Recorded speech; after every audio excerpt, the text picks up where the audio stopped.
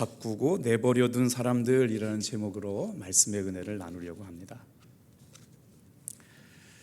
지난 시간 로마서 1장 18절부터 23절을 통해서 어떤 말씀의 은혜를 나누었냐면 하나님의 진노가 누구에게 임하느냐라는 말씀에 대해서 말씀의 은혜를 나눴어요. 하나님의 진노를 불러오는 것들이 그 인간의 죄악의 출발인데 그 출발점이 어디서부터 시작되느냐?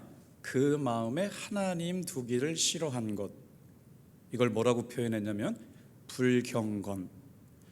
불경건이라고 하는 마음의 태도를 가지고 사도 바울이 불경건한 사람들이 하나님을 어떻게 했다고요?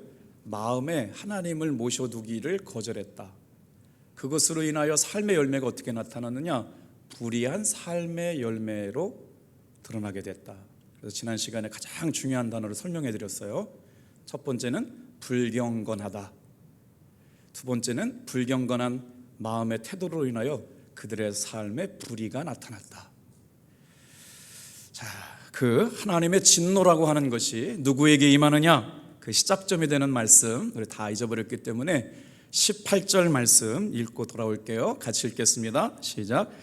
하나님의 진노가 불의로 진리를 막는 사람들의 모든 경건하지 않음과 불의에 대하여 하늘로부터 나타나나니. 그래서 우리가 신앙생활할 때 놓치지 말아야 할 것들이 바로 뭐냐면 하나님을 인정하지 않고 살아가는 것, 그 마음에 하나님의 진노가 임한다. 그러니까 우리가 하나님을 마음에 담고 살아가지 않는다는 것을 이렇게 중요하지 않게 여기고 살면 안 된다는 거죠. 그 하나님을 부인하는 일은 무서운 삶의 결과를 가져오는데 그 결과가 바로 뭐냐? 심판이고 종말이고 인간의 파멸이다. 그렇기 때문에 우리 믿음의 성도들은 부인할 수가 없이 하나님의 진노하심을 잘 알고 말씀 안에서 그 진리대로 신앙생활해야 된다고 하는 것이죠. 근데 이 말씀이 몇 절과 연결되느냐? 하나님의 진노가 불경건한 사람들, 불의에 차 있는 사람들이 하나님의 진노를 받게 되는데 그 진노는 심판과 파멸로 연결되기 때문에 겉으로는 살아있는 것 같지만 실제적으로는 관절 안에 골수가 빠진 것처럼 죽어있는 사람들이다. 겉모습으로는 다 살아있는 것 같은데 예수의 생명이 없는 사람들은 죽음에 임박한 진노의 심판을 받을 수밖에 없는 사람들이기 때문에 우리가 전도한다라고 하는 건 바로 뭐냐? 그 영혼에 예수의 생명을 통하여 놀라운 구원의 감격과 기쁨을 선물해 주는 것인데, 자, 하나님의 진노가 어디로 연결되느냐? 자, 23절로 연결된다는 걸 성경을 읽다가 깨달았어요. 자, 같이 읽어볼게요. 시작. 썩어지지 아니하는 하나님의 영광을 썩어질 사람과 새와 짐승과 기어다니는 동물 모양의 우상으로 바꾸었느니라.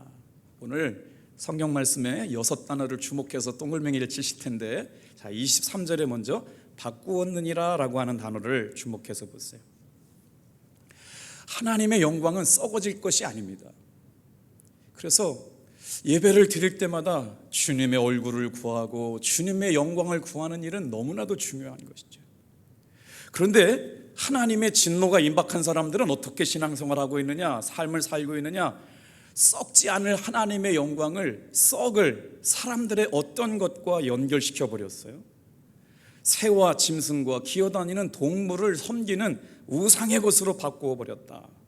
그랬더니 여러분, 세상 사람들이 핑계하거나 하나님을 부인할 수 없는 일들을 우리는 늘 경험하고 살았잖아요. 그래서 예수를 믿는 사람들한테 이렇게 설명을 하면 당신은 어떻게 예수를 믿게 되었습니까? 그러면 아마 이 시간에 여기 나와 있는 분들 중에 부인하거나 이렇게 의심하고 있는 분들은 아마 없을 것 같아요. 그런데 말이에요, 사람들은 하나님을 보여주면 믿겠다고 하는 사람들이 생각도 많아요. 근데 성경은 뭐라고 말하느냐? 하나님은 이미 우리가 살아가는 이 땅에서 하나님을 인정할 만한 모든 것들을 다 이미 보여주셨다고 말씀하시거든요. 그래서 하나님을 알만한 것들을 세상에 이미 보여주셨다는 말씀이 19절 20절에 나오거든요. 보이셨느니라 보여 알려졌나니 핑계하지 못할지니라. 그래서 우리가 예수님을 믿고 살아간다라고 하는 것 중에 가장 큰 특징은 뭐냐? 오늘을 살아가면서도 삶의 복음이 일하시는 일을 보고 살아가는 거예요.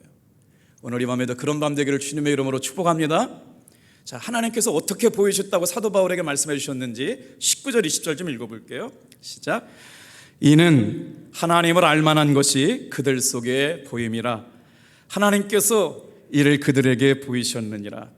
창세로부터 그의 보이지 아니하는 것들 곧 그의 영원하신 능력과 신성이 그가 만드신 만물에 분명히 보여 알려졌나니 그러므로 그들이 핑계하지 못할지니라. 5월 가정의 달을 맞이해서 가정 안에서 모이는 일들이 많잖아요. 가정에서 모일 때 어떤 모습으로 우리 부모들이 기도해야 할까? 하나님, 우리 가정에 주님의 영광이 임하는 임재의 모습을 보여주옵소서.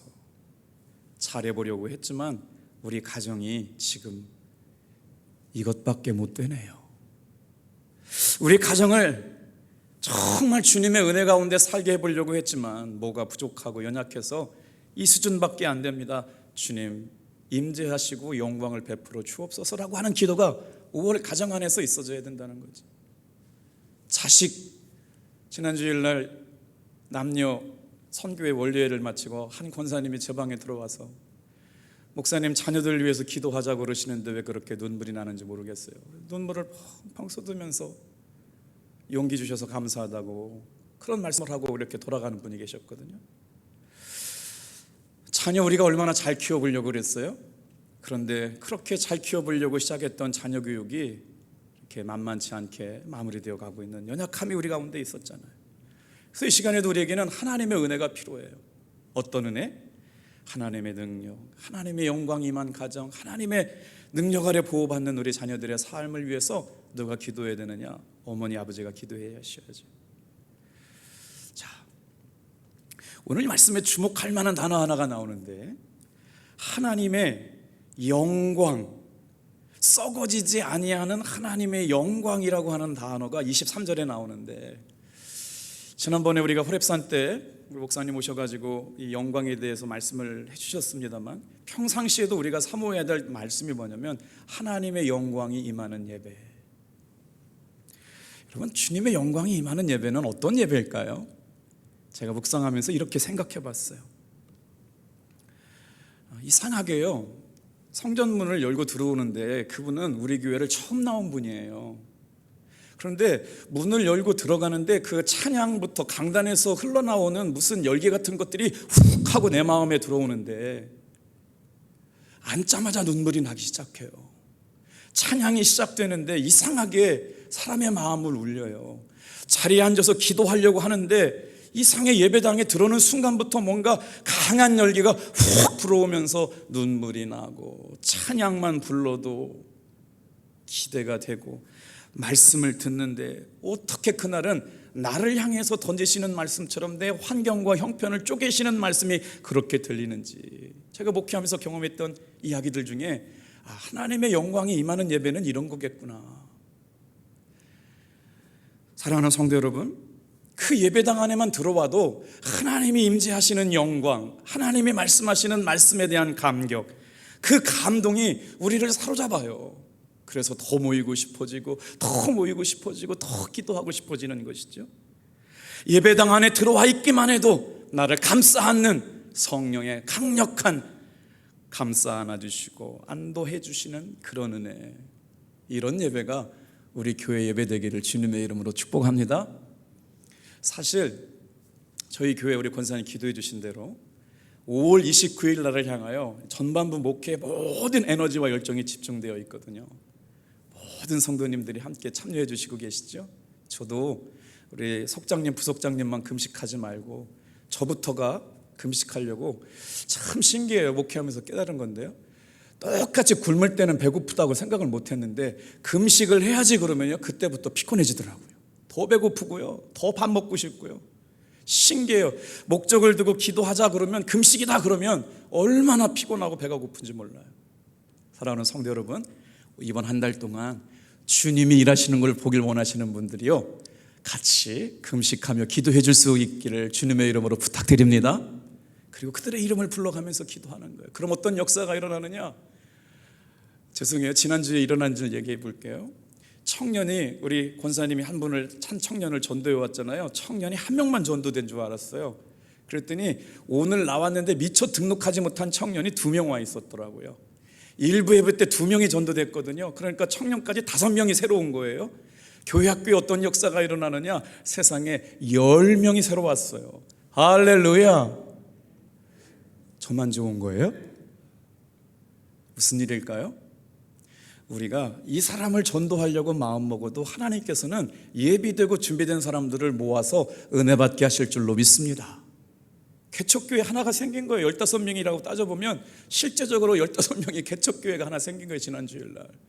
그런데 이 은혜가 쌓여서 5월 27일 저 사람이 여기 어떻게 와 있지? 아니, 저 사람이 어떻게 알고 여기 와 있지? 아니, 저 사람은 어떻게 온 거야? 저 사람은 누구예요? 지난주일이 그랬어요. 지난주일이. 돌아오는 29일 날 우리가 전심으로 하나님의 영광을 구하는 일에 이런 역사가 일어나게 하실 줄로 믿습니다. 자, 어려울 때일수록, 힘들 때일수록 보이지 않는 길을 갈 때인 것처럼 우리는 어떻게 해야 되느냐? 다 같이 한번 따라해 주실래요? 하나님의 영광을 구해야 합니다. 자, 왜 그렇게 할 수 있을까요? 모른다고 부정할 수 없게 만드셨다는 거예요.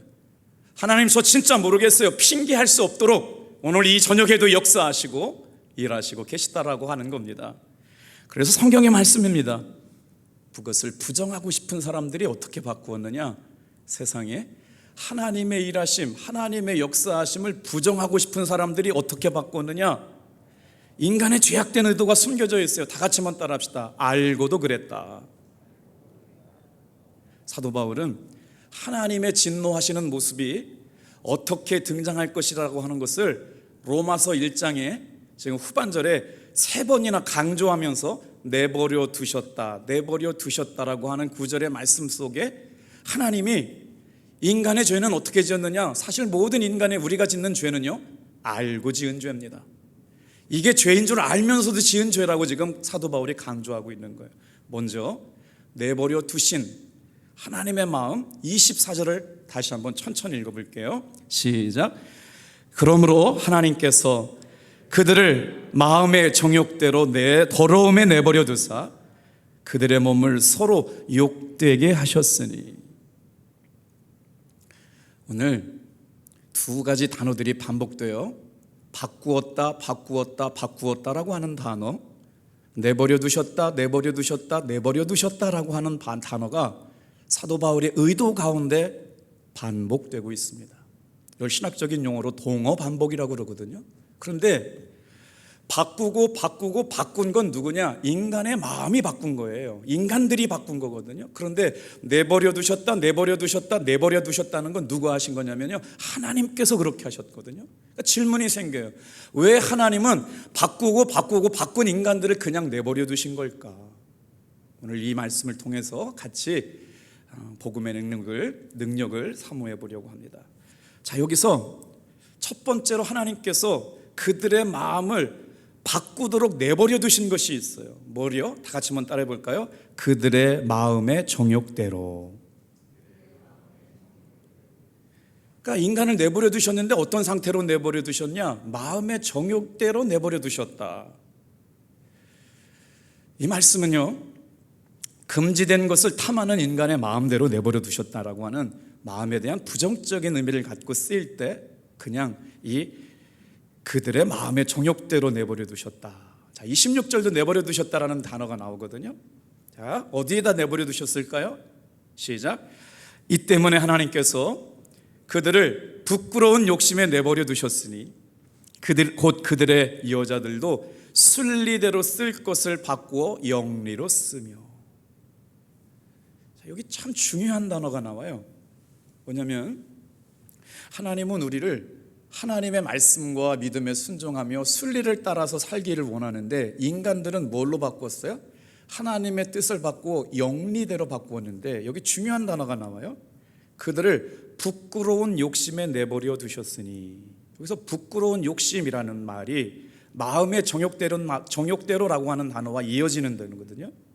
그래서 부끄러운 욕심이 단어가 도대체 어떤 의미가 있는지 NIV 영어 성경을 찾아봤더니 shameful lust라고 하는 단어를 써요. shame이라는 말은 부끄러운 마음이거든요. lust라고 하는 거는요, 성욕인데 어떤 성욕이냐면 사랑이 동반되지 않은 강한 성욕을 말해요. 그러니까 부끄러운 욕심이라고 하는 단어가 마음의 정욕대라고 하는 단어와 부끄러운 욕심대로 내버려둔 것이 인간이 하나님의 진노를 불러오는 과정 속에 있는 우리의 마음이라고 하는 건데, 부끄러운 욕심이 뭐냐면 하나님 앞에 사랑이 동반되지 않는 강한 성욕을 가지고 그것을 쾌락으로 삼고 추구하려고는 자기 만족, 이것이 드러내는 마음의 상태가 바로 어디냐? 부끄러운 욕심이라는 거예요. 자, 하나님께서 성을 주실 때 부부간의 성은 아름다운 것으로 허락해 주셨어요. 부부간의 성은 신비한 것으로 허락해 주셨거든요. 어떻게 보면 부부간의 성은 하나님께서 거룩한 영역으로 남겨두셨는데 인간은 그 순리를 깨뜨렸어요. 영리로 바꾸었어요. 그리고 어떻게 해요? 자기들의 마음의 정욕대로 쓰고 싶은 것으로 바꿔버렸어요.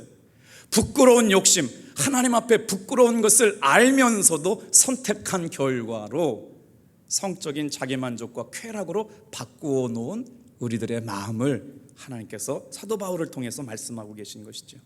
자, 한 번 더 가요. 자, 24절, 26절, 28절 뭘 바꾸었는지 잘 따라오셔야 돼요. 첫 번째, 마음의 정욕대로 내버려 두었다.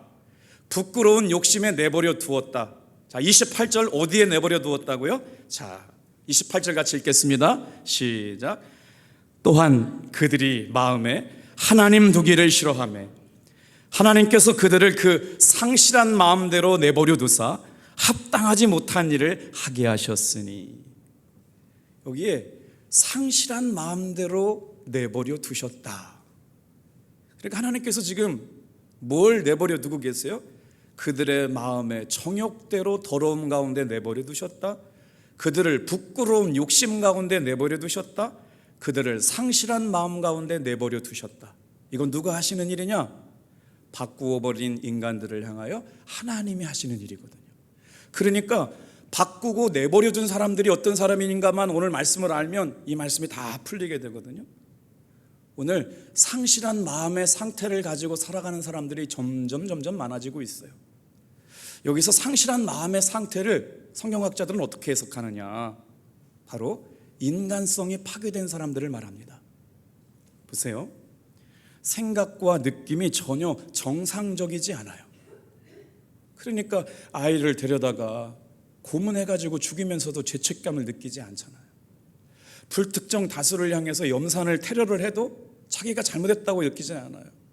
N번방이라고 하는 성적 수치심을 드러내는 일들을 하고도 자기가 그렇게 잘못했다고 느끼지가 않죠.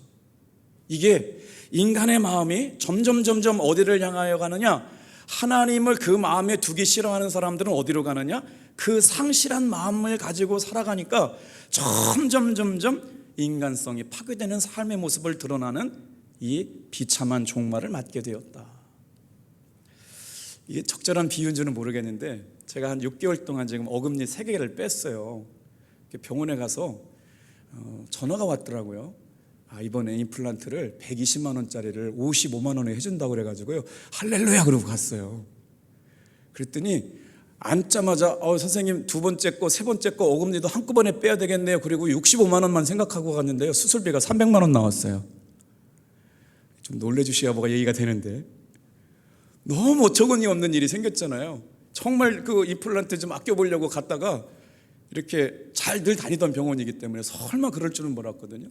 그래서 제가 6개월 동안 어금니가 3개 없이 이렇게 설교를 했는데 여러분 잘 모르셨겠는데, 어제 그 지긋지긋한 임플란트를 마무리하는 날이기 때문에 진짜 6개월 만에 이제 일을 마무리하면 편하게 목회할 수 있고 밥도 먹을 수 있겠구나라고 했는데, 이게 웬일이에요? 앉자마자 2시간을 씨름을 하는데 마지막 임플란트를 세우지를 못하는 거예요. 그리고 이제 주치의가 오셔가지고 그러더라고요. 실수가 있어가지고 한 달 뒤에 다시 와야 되겠대요. 근데 미안하다, 고생하셨다, 뭐 좀 아프게, 완전 진짜 아팠거든요. 그러면서 제가 막 소리를 질러야 되는데 소리를 못 참고 이 사람들한테 뭔가를 막 분풀이를 하고 싶은데 주님이 제 마음속에 참아야 하느니라. 왜 그럴 때는 주님 빨리 응답 주시는지를 모르겠어요. 도대체 말이에요, 제가요 이렇게 시간이 넉넉하고 한가한 사람이 아니거든요. 근데 미안하다, 죄송하다, 다음에 설명도 없는 거예요. 한 달 뒤에 오시라는 거죠. 그래서 정말 누르고 참고 내려오면서 제가 스스로 고백했어요. 야, 인간 김석기 진짜 많이 철들었다. 제가 날마다 그랬잖아요. 우리 주님과 동행합시다, 주님과 바라봅시다. 근데 앉아있는데 여러분 지금 이가 다 정상이지, 그렇죠? 이거 잇몸 빼놓고 잇몸에다가 막 철심 박을 때 막 쿵쿵쿵쿵 찔러보세요. 없던 욕도 나와요. 진짜 막 일어날 뻔했어요. 진짜 나만 이렇게 흥분하고 있구나. 그런데 말이에요, 다음에 한 달 뒤에 오라고 그러니까 너무너무 속상하더라고요. 그래서 진짜 그냥 확 한마디 하려고 그러는데 주님이, 제가 그랬잖아요. 분노하지 말고 혈기 부리지 말고 참지 못하는 것들은 다 주님의 마음이 아니라고. 아무튼 모르겠어요. 그분 중에 누가 기도를 많이 하셨는지 한마디도 않고 진짜 내려왔어요. 그러면서 주님 앞에 30분 이상이 내 마음에 흥분과 분노가 사라지지 않더라고요. 30분 운전하고 오면서 또 비밀을 깨달았네요. 거봐, 틀림없이 이번 일로 너에게 유익한 일이 있을 거야. 잘 참았다. 그런데 그 순간 제 마음속에 이렇게 부풀려 왔던 것이 쏙 꺼져가는 걸 느꼈어요. 참 신기하더라고요. 제가 플랭크 루방 목사님이나 다른 목사님들, 유기성 목사님이나 다른 분들처럼 제 삶에도 분노나 혈기가 저를 다스리지 않는 과정을 또 경험하고 왔거든요. 그랬더니 또 30분 지나니까 그렇더라고요. 더 좋게 해주시려고 그랬겠지, 안 맞는 거 더 잘 맞게 해주려고 그랬겠지. 근데 30분 전까지는 그런 마음이 안 생기더라고요. 오늘 사랑하는 성도 여러분, 자 24절, 26절, 28절 어떻게 해요? 그들의 마음의 정욕대로 내버려두고 부끄러운 욕심을 내버려두고 그 다음에 어떻게 해요? 그들의 상실한 마음대로 내버려 두셨다. 그런데 이렇게 내버려두는 그 마음 가운데 이 마음을 그렇게 내버려둔 것을 선택한 건 인간들인데, 하나님께서는 자 바꾸어 버린 건 인간들의 마음인데 내버려둔 것이 어디서부터 나오느냐? 지금 우리가 읽어드린 대로 24절, 26절, 28절은 그들의 마음의 상태대로 하나님께서 내버려 두셨는데, 자 23절부터는요 그걸 누가 마음을 바꾸었느냐가 중요해요. 자 23절 같이 한번 읽어볼게요. 시작. 썩어지지 아니하는 하나님의 영광을 썩어질 사람과 새와 짐승과 기어다니는 동물 모양의 우상으로 바꾸었느니라. 누가 바꿨어요? 인간이 바꾼 거예요. 여기 중요한 의미가 담겨져 있습니다. 하나님은 하나님의 영광을 구하는 사람들의 삶을 살라고 저와 여러분을 이 자리에 불러주셨는데, 그런데 하나님을 마음에 두기 싫어하는 불경건한 사람들, 불의한 사람들은 자꾸 어떻게 해요? 썩어지지 아니할 하나님의 영광을 썩을 것으로 바꿔요. 타락한 인간들이 자꾸 하나님의 것을, 영광된 것을 바꾸거든요. 자, 25절도 뭘 바꿨대요? 읽어봐요. 시작. 이는 그들이 하나님의 진리를 거짓 것으로 바꾸어 피조물을 조물주보다 경배하고 섬김이라. 주는 곧 영원히 찬송할 이시로다. 아멘. 누굴 바꿨느냐? 역시 타락한 인간들의 마음이 하나님의 진리를 거짓 것으로 바꿔요. 여러분 지금 반복되는 주어들을 한번 잘 보세요. 첫째로 뭘 바꿨어요? 따라해 보세요. 하나님의 영광을 바꾸었다. 그 다음에는 뭘로요? 하나님의 진리를 바꾸었다는 거예요. 오늘 우리가 들어야 될 정말 중요한 복음 중에 복음은 뭐냐? 하나님을 마음에 두고 살아가기 싫어하는 사람들, 그러면서 어떻게 해요? 자기 만족과 쾌락을 위해 추구하는 인간들의 죄악된 마음속에 뭐가 떠나요? 첫째는 하나님의 영광이 떠나고요, 두 번째는 하나님의 진리가 떠납니다. 그러면 우리가 지금 이 시간에 정말 회복해야 될 것은 바로 뭐냐? 역순으로 따져보면 우리 사랑하는 탑동교회 모든 성도들은 하나님의 영광을 구하는 성도들 되길 바랍니다. 하나님의 진리를 구하는 여러분 되길 바랍니다.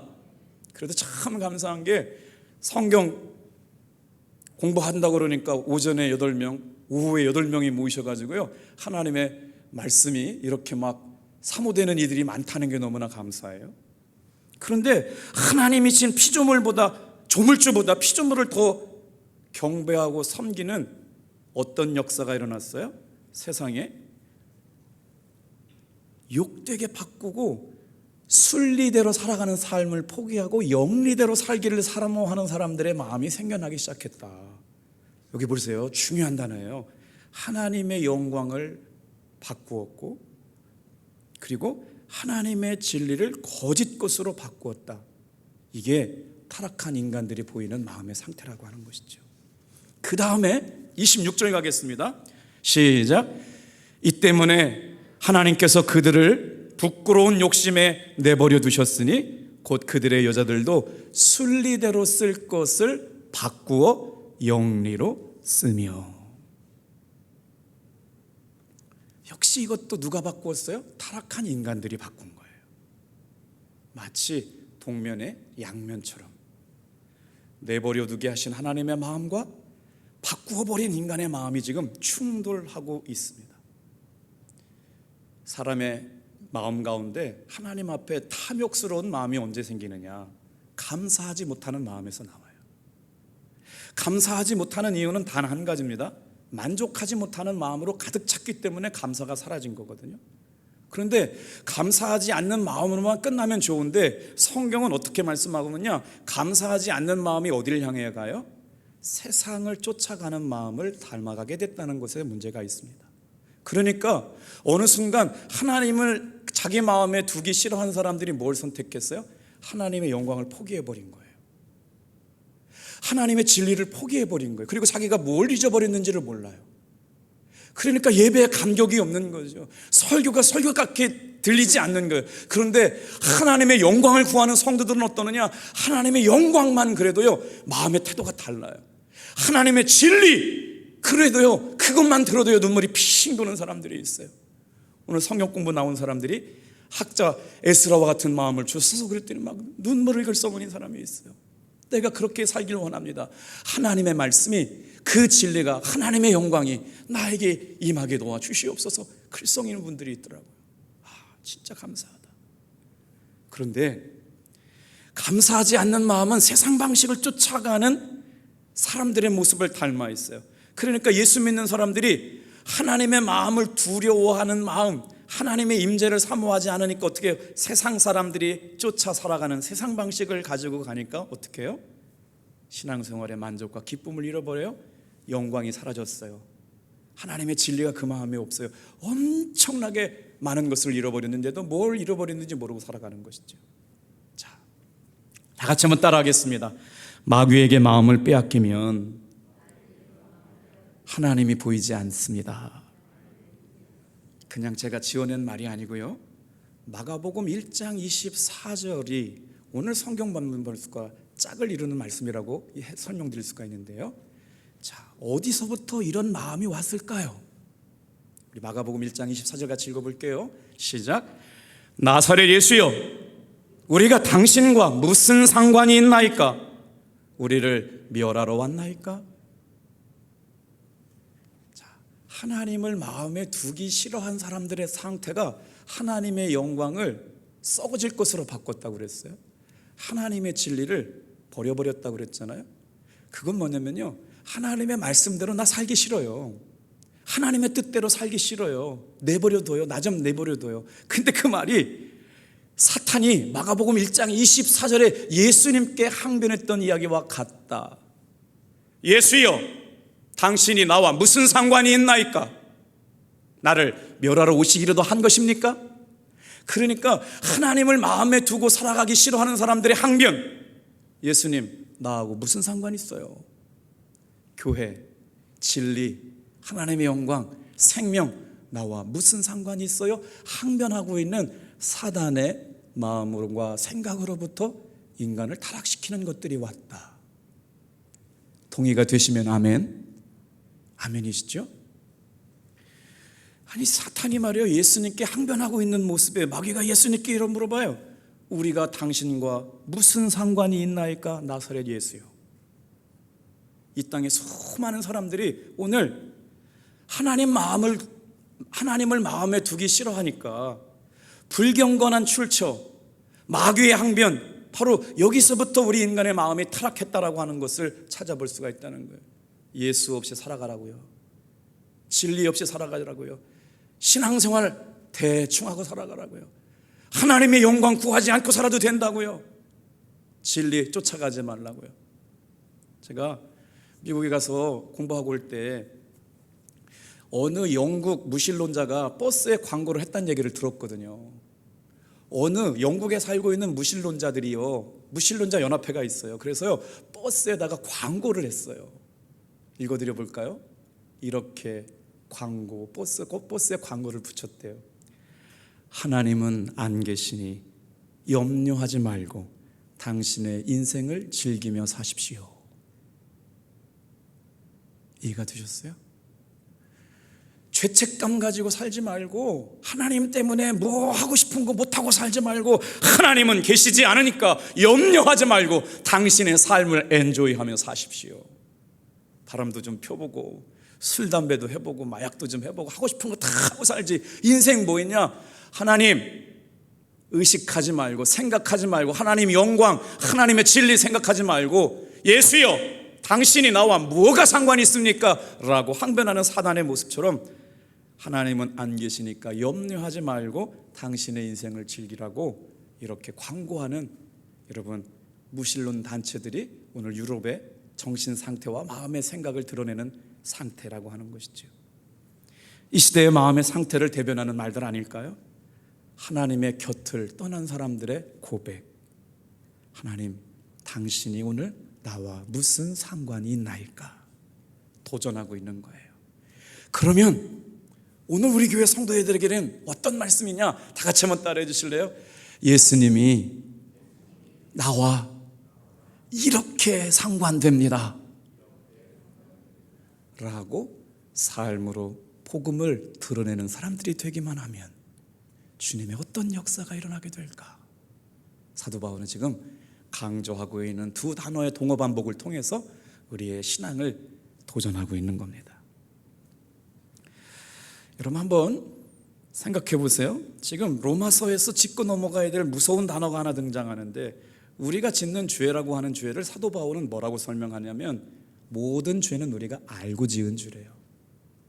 음란의 죄, 도박의 죄, 중독의 죄, 거짓의 영에 사로잡히는 것, 분노, 이루다 말할 수 없는 이야기들이 이제 28절, 29절, 30절 나오잖아요. 그런데 우리가 짓는 모든 죄는 대부분 알고 짓는 죄라는 거예요. 누가 선택했어요? 내가 선택해서 하나님을 내 마음에 두기를 버려두고 거짓 것으로 바꾸고, 마음의 정욕이 끌고 가는 대로 끌고 갔고, 그들을 부끄러운 대로 끌고 가는 것을 내버려 두었기 때문에 금지된 것을 탐하게 되었고, 음란한 것을, 사랑을 동반되지 않은 것들을 쾌락으로, 기쁨이라고, 자기 만족이라고 선택해도 된다고. 좀 흔하게 들었던 얘기들 있잖아요. 요즘 남편 대신 친구 없는 사람이 어딨어, 뭐 이런 얘기들 말이에요. 정말 입에 담기도 부끄럽지만 서울의 뭐 신촌 사거리에서 시험 기간만 되면 우리 대학생들이 혼숙하면서 공부한다고 한 모텔 한 여관에서 혼숙하면서 지내는 충격적인 이야기들. 이제는 이런 얘기들을 들은 지도 벌써 20년이 넘어가는데, 이게 세상의 이야기라고만 치부해 버릴 것이 아니라 우리는 하나님이 하지 말라고 하는 죄를 선택하며 지었던 죄들은 대부분 알고 지었던 죄라고 경고하고 있는 겁니다. 주여 주여 입으로는 부르지만 실제로는 주의 종되어 살기를 거부한 사람들의 인간의 내면이 오늘 하나님의 복음 앞에서, 사도 바울이 전하는 복음 앞에서 드러날 때만 복음의 선명한 능력이 여러분 우리가 경험되어지게 될 줄로 믿습니다. 자, 그런데 정말 우리는 이 십자가의 복음을 통해서 사도 바울이 원했던 복음의 진정한 능력을 경험할 수 있을까요? 로마서 6장 6절 7절 말씀 좀 읽어볼게요. 사도 바울은 이 진리를 알고 있고 자신이 죄인인 것을 깨닫는 사람들에게 이 말씀을 주고 있는 거예요. 로마서 6장 6절 7절 같이 읽어보겠습니다. 시작. 우리가 알거니와 우리의 옛사람이 예수와 함께 십자가에 못 박힌 것은 죄의 몸이 죽어 다시는 우리가 죄에게 종노릇하지 아니하려 함이니, 이는 죽은 자가 죄에서 벗어나 의롭다 하심을 얻었음이니라. 우리가 예수님 안에 있어야 될 이유는 옛적 자아가 죄에서 죽은 것을 예수님이 십자가에 달려 돌아가심으로 말미암아 죄 사함 받아 새 사람이 되었다라고 하는 것을 통해서 죄의 종이 아니라 예수 안에 새 사람 된 것이기 때문에 오늘 저와 여러분들이 듣기 힘들지만 알고 선택하고 자기 만족과 유익을 위하여 선택하며 살아갔던 우리의 마음에 하나님이 주신 영광을 포기하고 자기 마음의 정욕대로 살아가고 자기를 부끄러운 욕심대로 선택하게 내버려둔 삶을 회개하고, 그리고 어떻게 해요? 하나님을 상실한 마음대로 내버려두게 만들었던 그 내버려둠을 회개하고 자각할 때 복음의 능력이 선명하게 드러나게 될 줄로 믿습니다. 그래서 우리가 예수를 믿는 유일한 방법, 유일한 이유, 죽은 자가, 다 같이 한번 따라 합시다. 죄에서 벗어나 의롭다 하심을 받았느니라. 예수 믿는 유일한 이유, 가장 중요한 이유, 죽은 자가 자기 죄에서 벗어나 의롭다 하심을 얻었느니라. 이 의는 내가 만들 수 있는 의가 아니라고 말씀드렸어요. 오직 의를 주실 수 있는, 가져오실 수 있는 분, 예수 그리스도를 믿음으로 말미암아 덧입혀지는 전가된 의라고 말씀을 드렸어요. 자, 마음을 방치하고 살면 죄인질도 알면서를 죄를 짓게 된다. 세상은 이렇게 철두철미하게 파괴되고 망가져가고 있습니다. 그러니까 저렇게 전쟁을 일으키고 땅을 넓혀가면서 자기 민족끼리 전쟁을 하는데 중단됨이 없잖아요. 이 모든 인간들이 세상에 망가져가는 것이 어떤 거예요? 하나님을 두려워하지 않는 마음, 상실한 마음, 인간 속에 타락이 되어가는 이 엄청난 세력을 우리가 살고 있기 때문에, 여러분 다 같이 한번 따라해 볼까요? 하나님을 부인하는 사람들처럼 살면 안 된다. 그럼 어떻게 해야 될까요? 이제 이게 결론으로 나갈 거예요. 32절 말씀 읽어볼까요? 32절이요 시작. 그들이 이 같은 일을 행하는 자는 사형에 해당한다고 하나님께서 정하심을 알고도 자기들만 행할 뿐 아니라 또한 그런 일을 행하는 자들을 옳다 하느니라. 사도 바울이 지금 이 로마서를 언제 기록했어요? 2000년 전에 기록하고 있잖아요. 2000년 전에 기록했던 하나님의 영광과 하나님의 진리를 포기한 사람들의 마음의 상태가 오늘을 살아가고 있는 우리들의 마음 상태와 너무나도 같아서, 너희들이 이 같은 일을 행하고 있는 이유는 하나님이 사형에 해당한다고 알면서도 자기들만 행할 뿐 아니라 죄악 가운데 있는 사람들도 옳다, 잘한다, 즐기자, 부어라, 마셔라 하고 죄짓고 살자고 독려하고 있는 것과 마찬가지라고 얘기하고 있는 거예요. 한마디로 오늘 본문의 말씀을 한 절로 설명한다면요, 하나님을 부인하고 살아가고 싶은 시대, 무신론이 상식이고 교양의 시대. 제가 최근에 TV를 보면서 가장 마음 아팠던 것이 한동대학교에 벤처 창업 이런 아주 탁월한 교수님이요, 장관 후보자로 이렇게 선택이 됐잖아요. 그분이 굉장히 창업도 많이 하고 학교도 발전시켜가지고 창업 벤처부 장관으로 이렇게 추천이 됐는데 거절된 이유가 여러분 뭔지 아세요? 창조론을 신봉하는 과학자를 장관으로 세울 수가 없다. 여러분 충격적이지 않아요? 교회 다니는 사람들은 다 하나님의 창조를 믿는데 대한민국 정부의 장관이 되려면 창조론을 신봉하면 장관이 될 수 없는 시대예요. 놀랍죠? 지금처럼 무신론이 상식이 되고 무신론이 교양인 시대에 살아가고 있어요. 그래서 여러분 이렇게 되면요, 세상은 망하게 됩니다. 세상은 이제 점점 하나님을 두기를 싫어하는 마음의 상태로 가지고 가건데요, 어떻게 될까요? 하나님은 그것을 그냥 놔둘 수 없기 때문에 심판하시겠다고 말하는 거예요. 그런 일이 일어나면 우리는 어떻게 될까요? 사탄의 전략은요, 한번 따라해 볼까요? 하나님을 부인하게 만드는 것, 우리의 마음을 파괴하는 것, 그래서 그 마음에 하나님을 두고 살아가지 못하게 만드는 것이 사탄의 전략이에요. 그래서 이 세상을 보면서요, 지금 우리가 본문에 24절부터 26절, 28절 이제 질문 하나가 나와야 되는데, 하나님은 왜 그런 사람들을 내버려 두셨을까라고 하는 거예요. 자, 24절 한번 여러분 보세요. 내버려 두사. 26절 그들을 부끄러운 욕심에 내버려 두사. 28절 그들을 그 상실한 마음대로 내버려 두사. 지금 미국부터 시작된 이 동성애 코드가 대한민국을 강타한 지가 몇 년 되지 않습니다. 실제로 동성애 코드가 대한민국 사회 전체를 흔들 만한 이런 역사적인 사건으로 등장한 것은요, 미국의 놀라운 역사 영향력 주류에 편승해서 왔어요. 제가 어느 당이라고 얘기하면 이게 또 방송 끝나고 시험 들 부분들이 있는데 사실이거든요. 그래서 이런 일들이 결국 어떤 삶의 열매로 드러나느냐, 자기 마음의 정욕대로 사는 것. 다 같이 한번 따라해 볼게요. 하나님의 다스림을 거부하며 사는 것.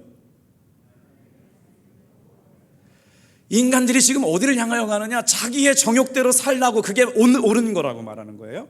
그리고 나서 그것은 결국 하나님의 다스림이나 하나님의 통치를 부정하게 만드는 것, 결국 사단의 계략 안에 있었다는 것이죠. 자, 이분들이 주장하는 내용들이 실제적으로 지금 대법관, 박근혜 전 대통령을 탄핵했던 대법관이요, 초등학교 유치부 아이들에게 성적 지향을 가리키는 일은 성적 가치관을 잘못되게 만드는 일이기 때문에 위헌의 소지가 있다는 말을 얘기했거든요. 그러니까 지금 초등학교 교육 유치부부터 성을 너희들이 선택할 수 있는 거라고 얘기해 주는데, 예를 들면 지금 동성애 얘기가 나오기 때문에 그래요. 뭐냐면, 나는 어린아이와 성적 관계를 맺는 건 성적 취향이기 때문에 이거는 뭐야죠? 사회적인 약자이기 때문에 보호받아야 된다고요. 이게 가당키나 한 얘기예요? 우리 애들을 성적 취향이 있는 사람이 강간해도 그럼 된다는 거예요? 이런 얘기가 지금 나오고 있는 거거든요. 자, 동물과 성적 행위를 하는 것이 성적 취향이라고 해가지고 허용한다고 그랬잖아요. 이건 되고 저건 안 되나요? 이런 판단할 수 없는 아주 혼탁한 일들이 왜 생겼느냐 다 설명할 수가 없지만, 하나님을 부인하고 하나님의 다스림과 통치함을 부인하는 것에서 등장하고 있다. 그거를 사도 바울은 29절부터 31절까지 불의한 삶의 모습, 하나님을 거역하고 하나님을 부정하고 자기의 마음대로 살아가려고 하는 오늘의 사람들의 모습, 불의한 삶의 열매에 대해서 말씀하고 있어요. 자, 29절부터 30절을 읽어볼게요. 31절까지 시작. 곧 모든 불의, 추악, 탐욕, 악의가 가득한 자요, 시기, 살인, 분쟁, 사기, 악독이 가득한 자요, 수근수근하는 자요, 비방하는 자요, 하나님께서 미워하시는 자요, 능욕하는 자요, 교만한 자요, 자랑하는 자요, 악을 도모하는 자요, 부모를 거역하는 자요, 우매한 자요, 배약하는 자요, 무정한 자요, 무자비한 자라. 자, 29절에서 31절까지 등장하고 있는 사람들을 사도 바울은 뭐라고 그랬느냐? 하나님의 말씀에 이런 죄를 짓는 사람들은 다 죽게 될 것이다 라고 하나님께서 이미 판결하셨다는 거예요. 하나님께서 이렇게 판결하셨다라고 그래서 내버려 두신 것인데, 이 내버려 두신 이유가 몇 절이냐? 28절에 있어요. 하나님께서 그들을 왜 내버려 두셨느냐? 같이 읽어볼게요. 시작. 또한 그들이 마음에 하나님을 두기 싫어하며. 마음으로 하나님을 두기 싫어한 사람들이 어떻게 선택했어요? 그 마음은 딱 하나예요. 사탄은 가장 중요한 사람의 마음을 장악하려고 합니다. 그런데 그 선택은 누가 한 거예요? 하나님이 모든 걸 다 마음대로 하시는데 못 치는 게 딱 하나 있어요. 사람의 마음이에요. 사람이 마귀를 선택했을 때 마귀가 주는 생각을 따라가고 마귀가 주는 마음을 품고 따라가게 만드는 것, 그러면 하나님은 내버려 두실 수밖에 없다는 것이죠. 그래서 가룟 유다가 예수님을 팔려고 하는 마음을 누웠을 때 예수님께서 뭐라고 말씀하셨느냐? 내가 하고자 하는 대로 하라고 내버려 두셨어요. 그러니까 가룟 유다는 예수님의 11제자가 순교할 때 내버려 두신 대로 말미암아 하나님의 주권적인 구원의 역사를 써갈 때 악한 날에 악한 도구로 쓰임받는 사람이 된 거예요. 그러니까 예수님께서는 가룟 유다도 실패한 게 아니고 악한 날에 악한 도구로 자기가 하고자 하는 대로 내버려 두셨다. 이 무시무시한 말씀. 그런데 여러분, 여기 중요한 말씀이 나와요. 이 마음, 지금 29절부터 31절까지가 품고 있는 사람의 마음이 누구의 마음이냐면 지옥 갈 사람의 마음이라는 거예요. 사도 바울이 지금 얘기하고 있는 것이. 얼마나 중요하느냐. 하나님을 믿는 우리들도 마음을 챙기지 못하고 마음을 예수님과 동행하지 못하고 살면 순간 우리도 이렇게 넘어지기 때문에 잠언 4장 28절에는 마음을 지키며 살아가라고 그랬어요. 같이 한번 읽겠습니다. 시작. 모든 지킬 만한 것 중에 더욱 내 마음을 지키라. 생명의 근원이 이에서 남이니라. 하나님께서 29절에서 31절까지 해당하는 사람들을 어떻게 판결하신다? 사형에 해당한다는 것을 알고도 죄를 졌다. 그러니 우리가 하나님을 두기를 싫어하는 마음은 바로 사형에 해당하는 죄인 줄 알면서도 지었던 죄. 이게 얼마나 무서운 죄예요. 사탄은 여러분 끊임없이 하나님의 은혜의 복음, 여러분 놀라운 복음의 능력들을 사랑하지 못하고 하나님의 은혜 가운데, 하나님의 영광 가운데, 진리 가운데 있지 못하게 하는 것들을 도전해 올 때 여러분 마음을 지키는 여러분 되길 주님의 이름으로 축복합니다. 그래서 뭐라고요? 21절 21절 하나님을 알되 하나님을 영화롭게도 하지 아니하고 감사하지도 아니하고 그 생각이 허망하여져서 미련한 마음으로 어두워졌다는 거예요. 스스로 지혜 있다 하나 어리석게 되어. 하나님은 그 마음대로 내버려 두셨어요. 제 결론이에요. 이렇게 시대가 다 혼탁하다고 그냥 관망하며 살 수 있을까요? 그러면 우리는 어떻게 살아야 될까요? 이제 결론 내릴게요. 다 같이 한번 따라합시다. 주님의 순리를 따라가는 사람들. 오늘 이 자리에 나와 있는 분들은요, 누가 뭐라고 그래도 하나님의 영광을 구하는 여러분 되길 바랍니다. 하나님의 진리를 붙잡고 살아가시길 축복합니다. 우리의 삶을 통하여 주님의 순리를 따라가는 삶을 통해서 어떤 역사가 일어나느냐? 그래서 사도 바울이 1장을 끝내기 전에 가장 중요한 사도 바울 로마서의 전체 주제가 되는 말씀 16절 17절의 말씀을 넣어둔 거예요. 하나님의 순리를 따라가는 사람들이 붙잡아야 될 진리가 뭘까요? 16절 17절 읽어보겠습니다. 시작. 내가 복음을 부끄러워하지 아니하노니 이 복음은 모든 믿는 자에게 구원을 주시는 하나님의 능력이 됨이라. 먼저는 유대인에게요 그리고 헬라인에게로다. 복음에는 하나님의 의가 나타나서 믿음으로 믿음에 이르게 하나니 기록된 바 오직 의인은 믿음으로 말미암아 살리라 함과 같으니라. 오늘 복음의 증인된 삶을 살라고 저와 여러분들을 불러주셨습니다.